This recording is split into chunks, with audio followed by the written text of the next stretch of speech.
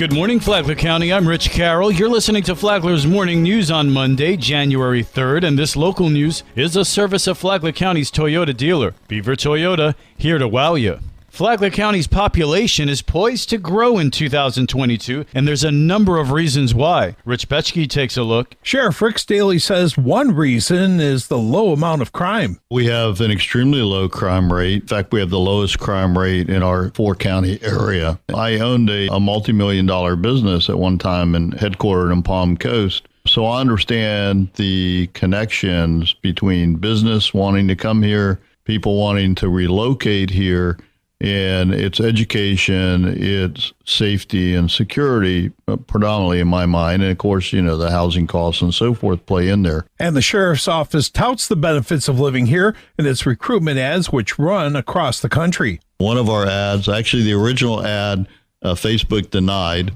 So we found a workaround for it. It shows a police officer in a burning city, and then it shows one of our deputies, canine handler, at the beach. And it's basically, where would you like to come work?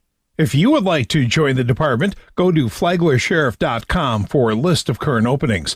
For Flagler's Morning News, I'm Rich Petchke. Local officials are looking back on 2021. Amy Cherry has more. Flagler County Commissioner Dave Sullivan says he's most proud of the transfer of power from interim county administrator Jerry Cameron to now county administrator Heidi Petito. A number of our more senior people on the county staff in leadership qualities. So we feel we've created a great environment to move people up who do well through leadership training. And so I think the ability for us to quickly and peaceably, without a lot of conflict, go from one county administrator to another this time in selecting Heidi Petito is a good example of an accomplishment. Sullivan also highlighted the use of American Rescue Plan Act funds for a new mental health facility in Bunnell. Although we're a small county, our suicide rate was percentage-wise, among the highest in the state. So trying to work on that effort, establishment of this mental health facility to support our citizens in Bunnell is a good accomplishment. Looking ahead to next year, he touted the significance of the Army Corps of Engineers Beach Renourishment Project. That's a very multi-million-dollar 50-year program to make sure that our beaches, that we'll have beaches for the next 50 years. And the first is the 2.6 miles, basically Flagler Beach, south to the Volusia border. Now, the key there is that we had to get 140 approvals. Some people own little strips of land on the east side of A1A, some of them 2 or 3 feet wide, some a little bit bigger. We got 138 of the approvals. We still are asking for the last 2, but I feel that will be accomplished this year, and that program will get going. Palm Coast City Councilman Ed Danko called the return to normalcy the biggest accomplishment of 2021. I was so grateful to see that we had a Christmas tree lighting this year. I was so grateful to see that we had our Christmas parade this year. And it's also just great to see that people are out shopping, spending money in our community, helping our businesses. So this was a big deal for this past year that we get out of COVID. His goals for the year ahead? I am going to fight to not raise taxes in 2022. Disappointed that I was the only council person to vote not to raise taxes. But that is probably one of my largest goals for 2022. Also, I am going to fight to rescind that ridiculous pickleball tennis court fiasco that is going to end up costing us probably close to $20 million.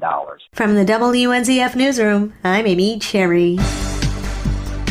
Last Thursday, a 17-year-old in a stolen vehicle from North Miami was arrested in Flagler County after aggressively fleeing and assaulting deputies and crashing into a patrol car. The vehicle was seen in the drive-through line of Culver's, and upon deputies approaching the vehicle, the driver, a 17-year-old, was ordered to shut off the car but refused. Turn it off. Turn the car off for me.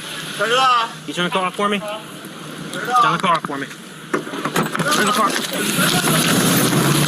The suspect then accelerated while deputies were holding on to the doors. Then the suspect vehicle slammed into a patrol car which just arrived on the scene. The suspect then fled, jumping a curb onto State Road 100 towards town center. Deputies then saw the driver jump from the driver's side door while the vehicle was still in motion. The chase then continued on foot through the McDonald's parking lot, then behind the vitamin shop when a patrol vehicle pulled up beside him. Your white waiver resisting with violence. 37, he almost hit traffic 10 in the back battery also. He's on foot toward McDonald's. Knowing he couldn't get away, he laid down on the ground and complied with officers. On the ground! Ground! Ground! Do not move! He was secured without further incident. The vehicle and the tag were both confirmed stolen from North Miami. The 17-year-old was arrested for a host of charges, including grand theft of a motor vehicle and resisting an officer with violence. He was transported to the Sheriff Perry Hall Inmate Detention Facility and turned over to the custody of the Department of Juvenile Justice. Another suspected drug home is shut down in Palm Coast. Karen Johnson reports. Recently, the Flagler County Sheriff's Office Special Investigations Unit, with the assistance of SWAT, executed a narcotics search warrant at 89 Pony Express Drive in Palm Coast that netted the arrest of 49-year-old Russell Laster. The search warrant comes from a previous undercover operation conducted by SIU. During the search, deputies seized fentanyl. Detectives also recovered a smoking device containing gray powdery residue and a digital scale with a clear plastic baggie. Flagler County Sheriff Rick Staley says, if you want to sell or buy illegal drugs in Flagler County, we will find you and we will bring you to jail. If you suspect drug dealing that is ruining your quality of life in your neighborhood, Sheriff Staley says you can send a tip to tips@flaglersheriff.com. For Flagler's Morning News, I'm Karen Johnson. The University of Florida Flagler County Extension Service has several people who do several different things. One of them is its director, Melanie Thomas, who grew up following in her stepfather's footsteps. The reason we actually moved here was because my stepfather was hired on to be the county extension director. After she grew up being, as she called it, voluntold that she would go to the meetings and work alongside her stepfather. I swore to myself that I would never do this, and I eat my words daily. Here I am, proud to be back. And back she is. Thomas not only runs the agency, she also heads up its Family and Consumer Sciences, or what we used to know as Home Economics Department. You can listen to the Flagler Voice on Saturday mornings at 8:30 here on WNZF Radio. Tomorrow we meet another member of the staff who works with the youth. From the WNZF Newsroom, I'm Deb Albertson. And now you're up to date on Flagler's Morning News. I'm Rich Carroll.